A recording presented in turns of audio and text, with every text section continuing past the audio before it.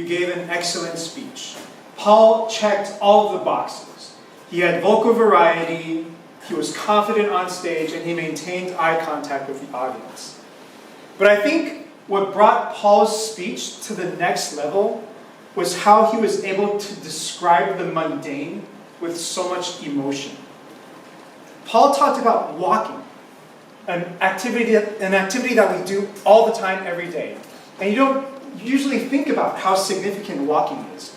Yet, by contrasting his own life with Queenie's life, he managed to describe walking as something that's emotive, that's personal, and significant.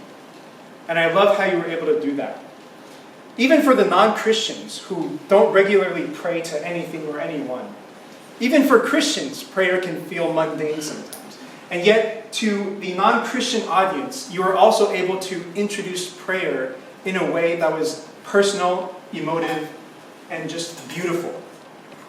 Paul talked about how Queenie couldn't walk, and that gave walking meaning, a special meaning to him. Paul talked about how he used prayer to bless other people, how he thought about how other people have prayed for him, and that made prayer a meaningful activity to him. And even if you're not a Christian, you can hear this and you feel connected to his story.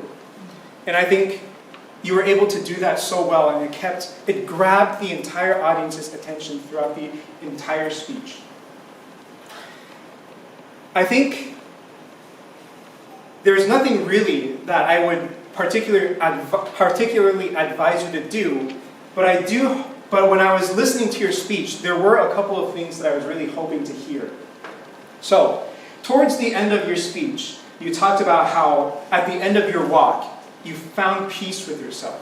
You finally was able to put away this self-denial. You finally were starting to come to terms with what happened. You said you were lost and you forgot who you were.